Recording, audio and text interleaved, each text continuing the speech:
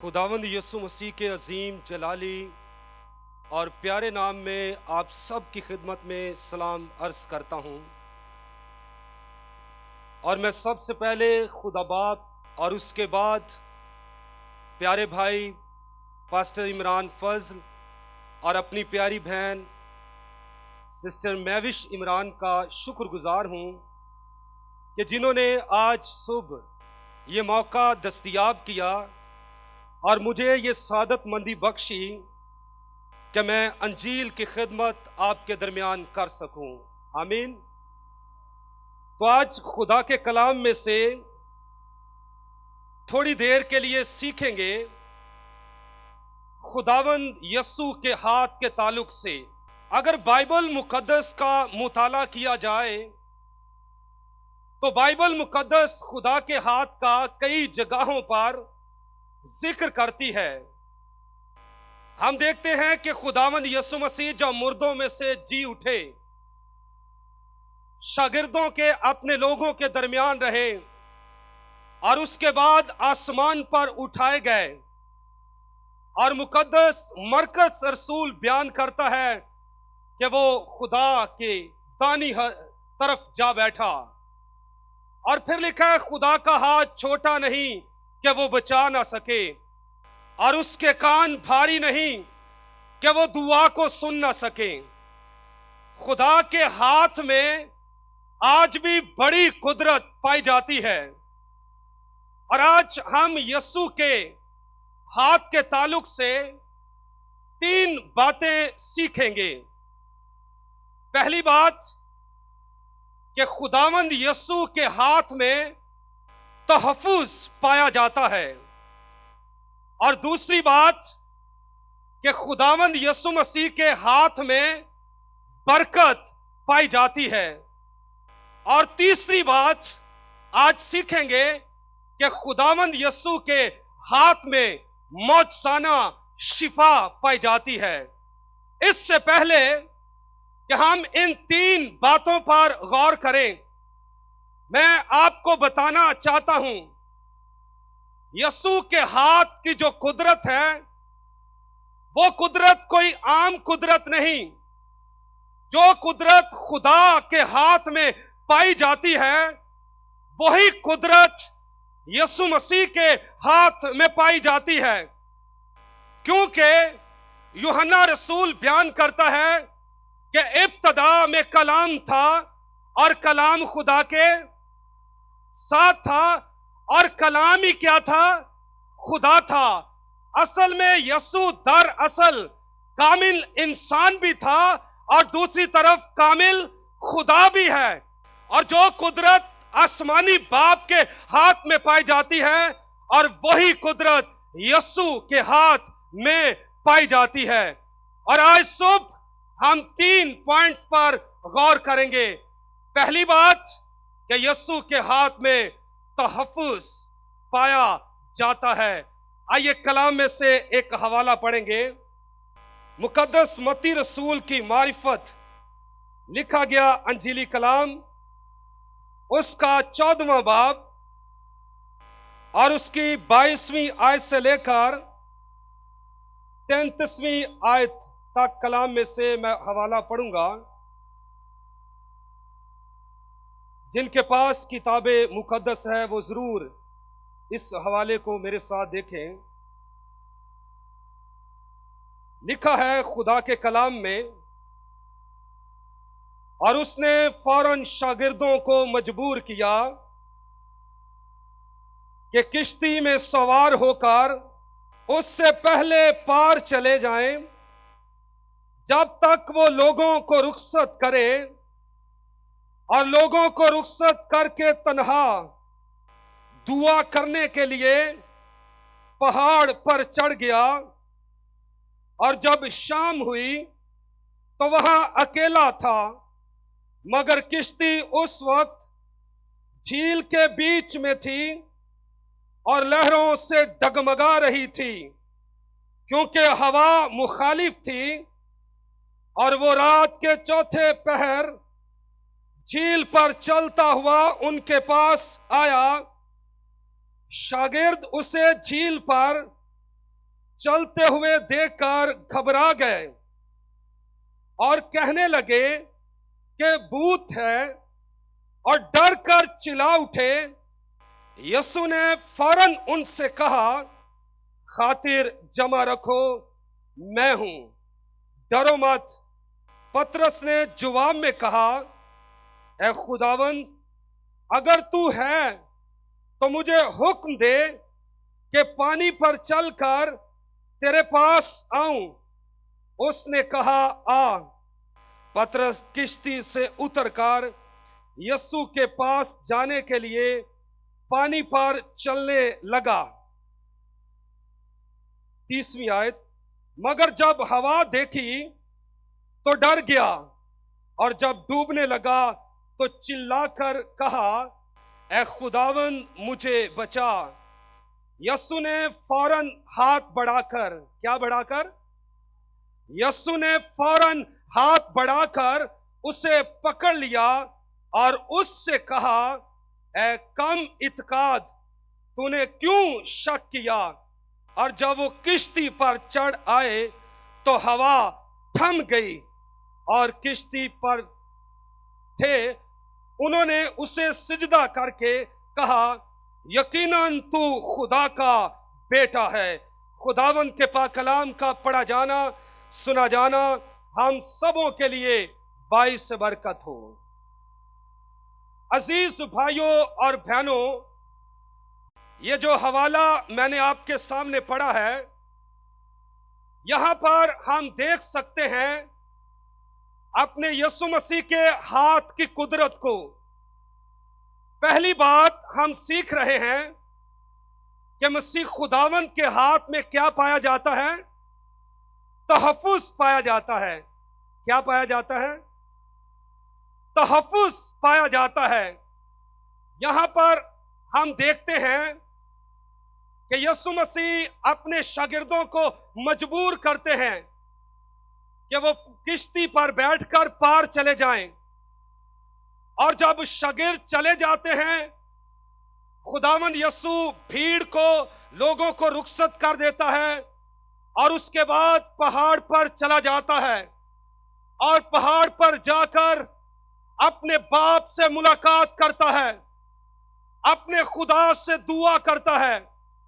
और कलाम कहता है शाम हो जाती और उसके बाद तीसरे पहर खुदावंद यीशु मसीह अपने शागिर्दों के पास अब जाना चाहते हैं, और जब शागिर्दों के पास जाते हैं और किश्ती जो है वो बाइबल कहती है झील के बीच दरमियान में है, और खुदावंद यीशु मसीह पानी के ऊपर चलकर हम देखते हैं कि अपने शागिर्दों के पास पहुंचते हैं।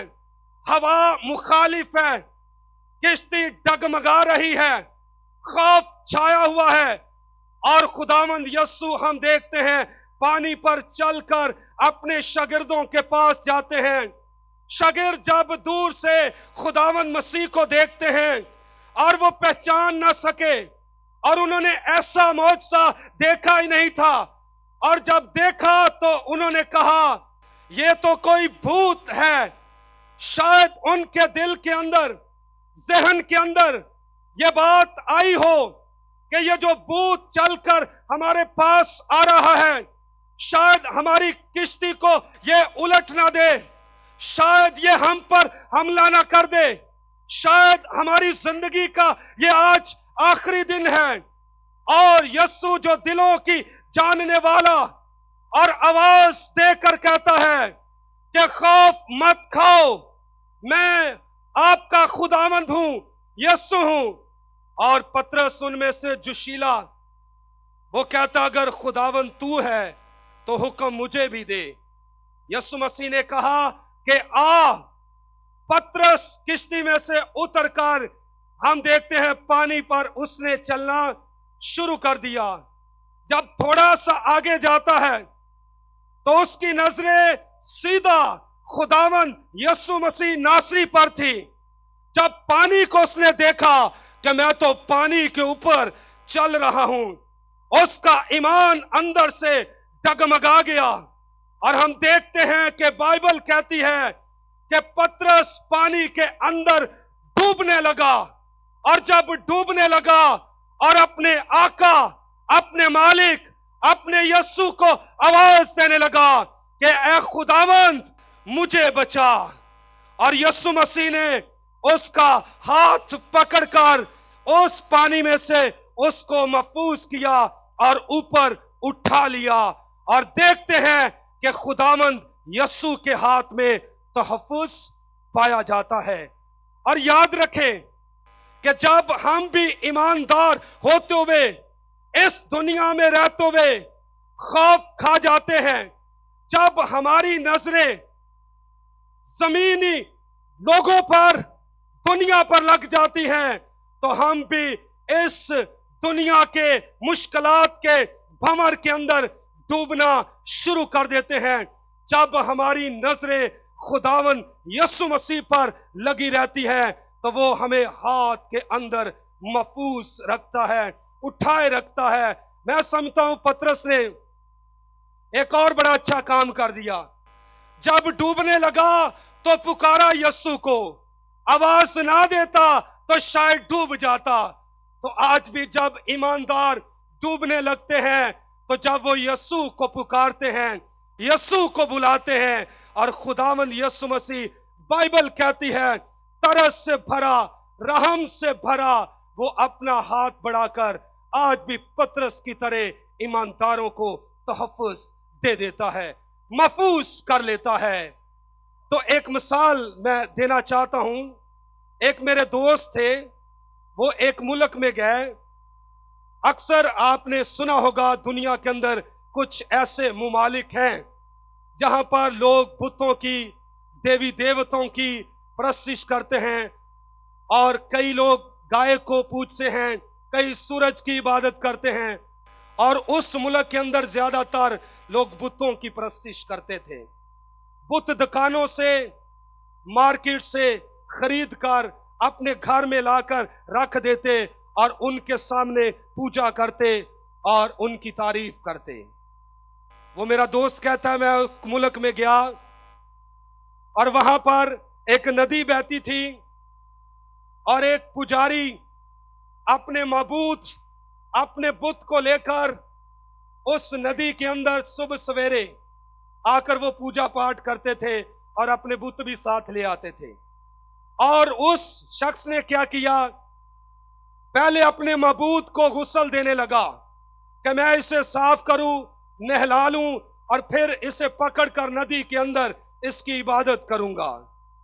जब वो उसको नहलाने लगा, गुस्ल देने लगा, अचानक उसके हाथ में से उसका माबूद फिसल गया।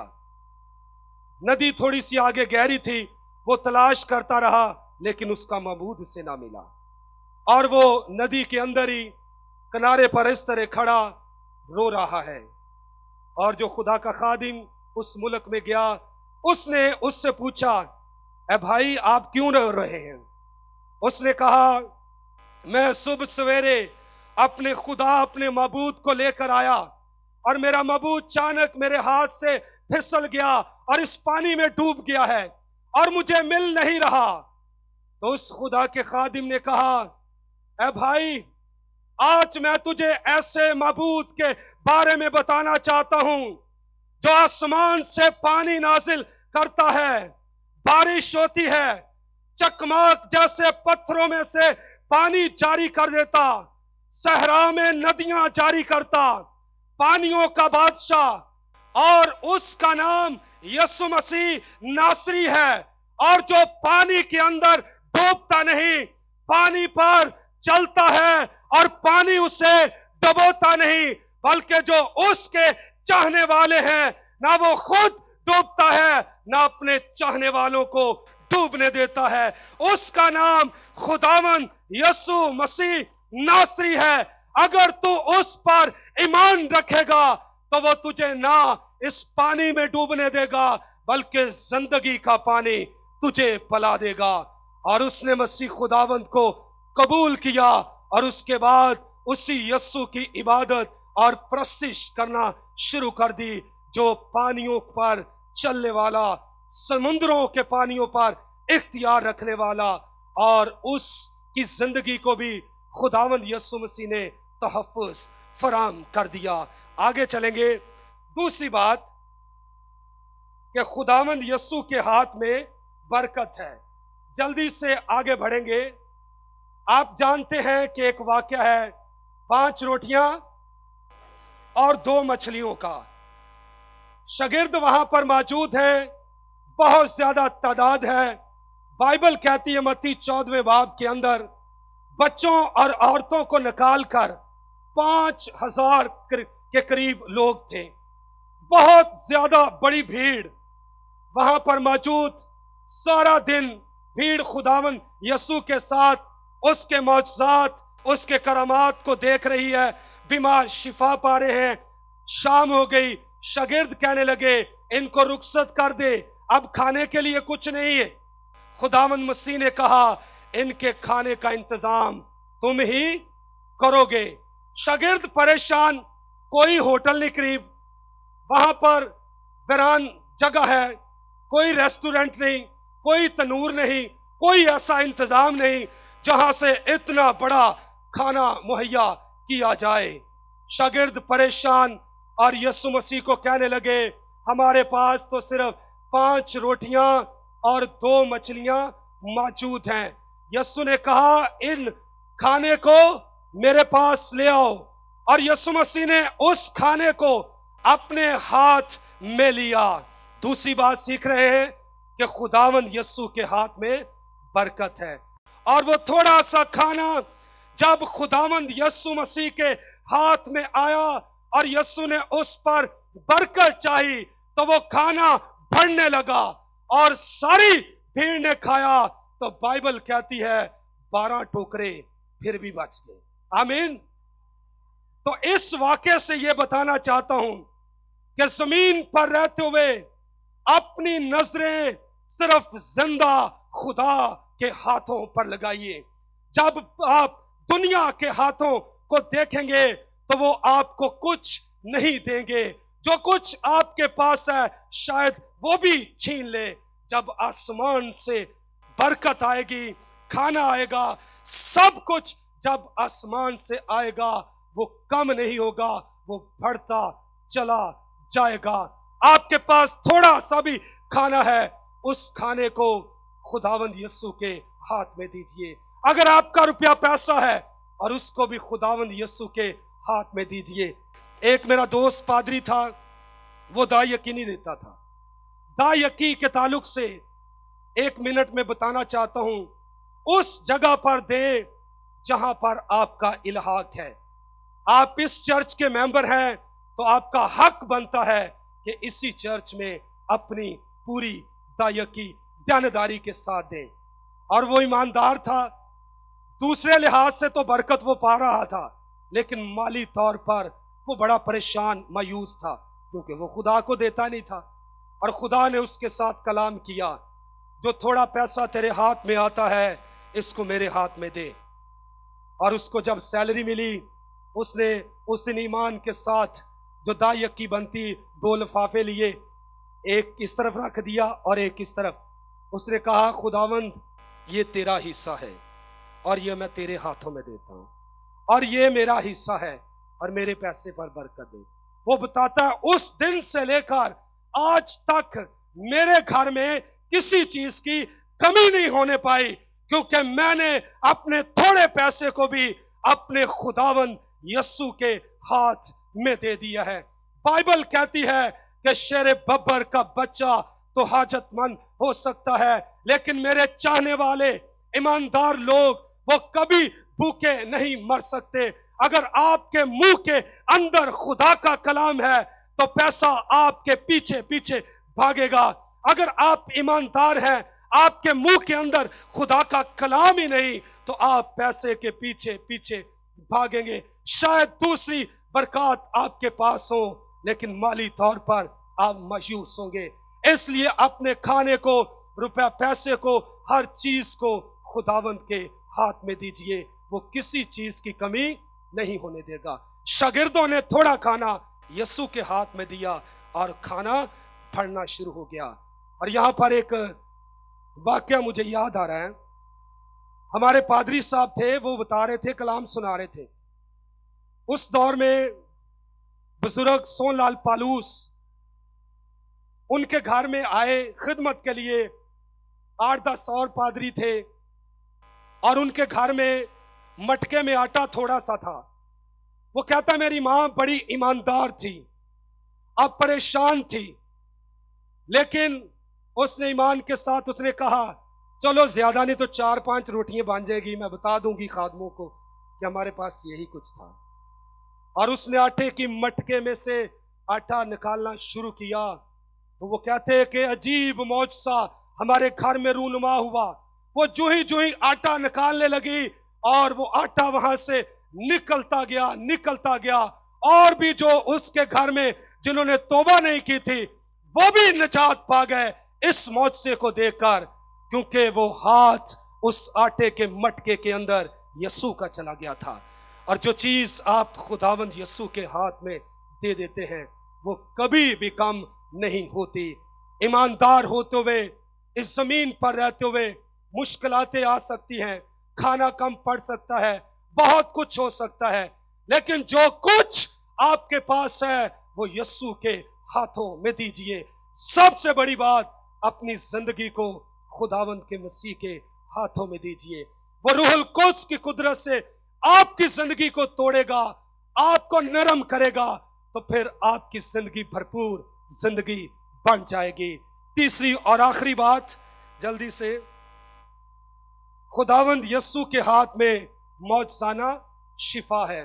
मरकस की अंजील पहले बाब की 40वीं आयत में लिखा है कि एक कोढ़ी खुदावंद यीशु के पास आया और लिखा है कि कहने लगा, ए खुदावंद मैं तेरी मिन्नत करता हूं कि मुझ पर रहम कर, मुझ पर तरस खा, मुझे शिफा दे।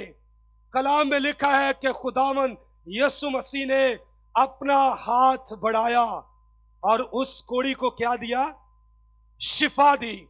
बताना चाहता हूं कि उस दौर में हबार की किताब 13वें बाब के मुताबिक जिस शख्स को कोढ़ का मर्स लगा होता था उसको इजाजत नहीं थी कि वो अपने शहर में रह सके, उसे एक वीरान जगह पर जाकर रहना पड़ता था। इसके साथ कुछ और काम कोढ़ी को करने पड़ते थे।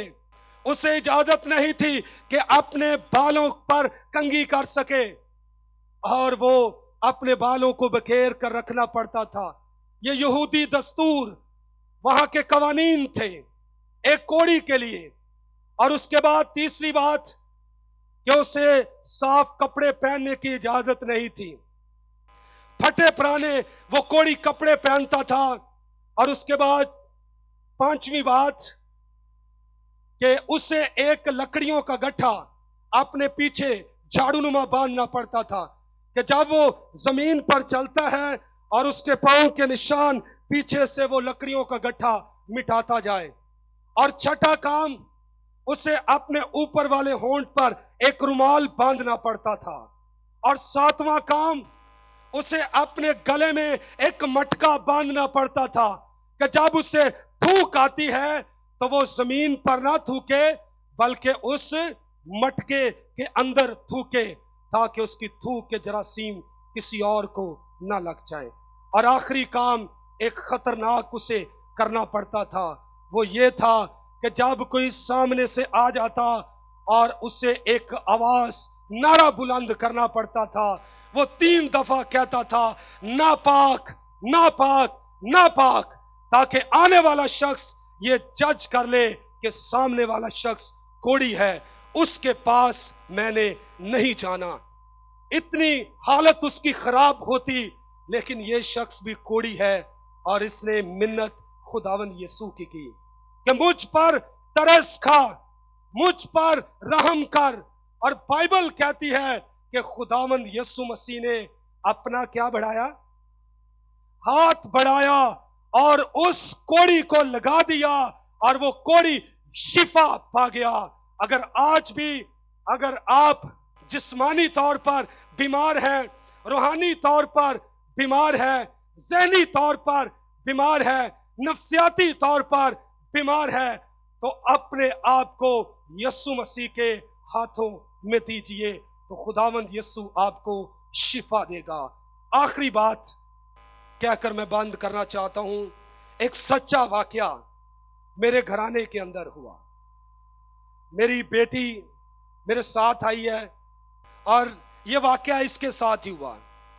ये 2 साल की थी तकरीबन, और इसकी बॉडी पर खतरनाक दाने निकले। हम डॉक्टरों के पास लेकर गए, services hospital, sir Gangaram hospital, Fatima memorial hospital, जिसके पास जाए वो दवाई मेडिसिन दे दे, सिरप हम पिलाए। और 4-5 दिन हो गए, पूरी बॉडी इसकी ब्लैक हो गई थी, यहां तक कि आंखों के अंदर भी दाने। ये अपनी आंखें नहीं खोलती थी, बेड पर लेटी सिर्फ इतना कहती, पानी तो इसे बोलना नहीं आता था, कहती थी मम। हम स्पून से, चम्मच से इसके मुंह में पानी डाल देते थे, और हम बड़े परेशान। 2-4 दिन हम भी ना सोए, और बेड पर ये सारा दिन लेटी रहती। एक दिन रात को मैं और मेरी वाइफ, एक तरफ मैं बैठ गया और दूसरी तरफ वो बैठ गई। हमने अपने हाथों को उठाकर दुआ की, और मैंने और मेरी वाइफ ने भी कहा, ए खुदावन, हम तेरी खिदमत करते हैं। हम बेदिल हो चुके थे, हमारा दिल डगमगा चुका था। हकीकत यह है वो हम ईमानदार भी थे, लेकिन अंदर से मायूस और हारे हुए थे। लेकिन एक छोटा सा ईमान फिर भी अंदर, जिसने जन्म लिया हुआ था, खुदा ने रखा था, वो अभी तक कायम था। फिर भी थके हारे मायूस डगमगाए हुए, और खुदावंद के आगे अपने हाथों को उठाया। कोई ईमानदार आते थे, यहां पर एक ईमानदार ने भी क्या किया, कहते कि इसके करीब लाल दुपट्टा रखें, कोई कहता खरबूजा रख दे, चारपाई के साइड पे ताला लगा दे। इस तरह के बुरी बुरी हरकतें हमें बताने लगे। हम और मायूस हों, ये क्या चक्कर किया है। लेकिन हम, जो थोड़ा सा भी ईमान था हमारे अंदर, रात के 1-2 बजे हुए, ये बेटी सोती नहीं थी, बस पानी मांगती थी, हम इसके मुंह में पानी डाल देते थे। डॉक्टरों ने जवाब दे दिया, और हमने अपने हाथों को उठाकर कहा, ऐ खुदावंद रहम कर। हम अपने हाथों को उठाते हैं, हमारे हाथों के अंदर शिफा नहीं है, कुदरत नहीं है, कुछ भी नहीं। हम मायूस, हम किसी को बताते भी नहीं थे। हम ईमानदार होते हुए, ईमान से डरे हुए, खौफजदा थे, लेकिन थोड़ा सा ईमान फिर भी अंदर उछलता था। हमने यीशु को कहा, इस पर नहीं, हम पर रहम कर दे, हमारी बेटी को छू दे। हम 4-4:30 बजे, नींद का गलबा भी था हमें भी, मायूसी के साथ दोनों वहां पर लेट गए। और जब सुबह उठे तो यीशु मसीह ने अपना हाथ बढ़ाया, और एक दाना भी उसकी बॉडी के ऊपर नहीं था। सारा जिस्म ब्लैक जो था, वो सारा जिस्म सफेद हो गया। मैं खुद इस मौजज़े को देखकर हैरान हो गया। मेरी जिंदगी में ये सबसे बड़ा मौजज़ा था, और इस मौजज़े से आपको भी, अगर आप ईमानदार हैं, आप हालात के थपेड़े खाकर थक चुके हैं, दुनिया आपके मुखालिफ हो चुकी है, आप मायूस हो चुके हैं, जिंदगी बदमजा लगने लगी है, फिर भी ईमान डगमगा रहा है, मैं खुदा का खादिम होने की हैसियत से आपको यह बताना चाहता हूं। कलाम कहता है, तेरे अंदर राई के दाने के बराबर थोड़ा सा भी ईमान है, तो उसी ईमान को लेकर अपने हाथों को आसमान की तरफ उठाकर, कोई भी आपकी प्रॉब्लम, कोई भी मायूसी, कोई भी खौफ, कोई भी बीमारी है, तो यीशु को कहिए कि तेरा हाथ कुदरत के सबब से जलाली है, वो अपना हाथ बढ़ा देगा, वो आपको तहफ्फुज़ देगा, आपको बरकत देगा, आपको शिफा देगा। तो आइए अपनी आंखों को बंद कीजिए, सरों को खुदा की हजूरी में झुकाइए। प्यारे भाइयों, प्यारी बहनों, इस दुनिया के अंदर तन्हाई है, खौफ है, मायूसी है, इंतशार है, कड़वाहट है, ना इत्तफाकी है, दुनिया मुखालिफ है। खौफ आपको मुश्किलात के भंवर में शायद डुबो रहा है। शायद आप कहते हैं कि अब कुछ नहीं बचा, याद रखिए कुछ भी नहीं बिगड़ा, क्योंकि खुदा का बेटा, खुदा का कलीमा यीशु मसीह अपने वादों में सच्चा है। वो कौमों में भी है, कबीलों में भी है, उम्मतों में भी है। अपने वादा के मुताबिक आज सुबह आपके दरमियान भी मौजूद है और उसे कहिए, खुदावंद ये मेरी बीमारी है, मुझे शिफा दे दे। अगर आपको तहफ्फुज नहीं मिल रहा तो पतरस की तरह आवाज दीजिए, ऐ खुदावंद मैं डूब रहा हूं, मुश्किलात के भंवर में मैं गोते खा रहा हूं, मेरी जिंदगी को छू हाथ बढ़ा। तो यीशु तहफ्फुज देता, बरकत देता, शिफा देता। उसके हाथ में आज भी बड़ी कुदरत है, वो आपकी जमात में मौजूद है। आइए उसके सामने दुआ कीजिए।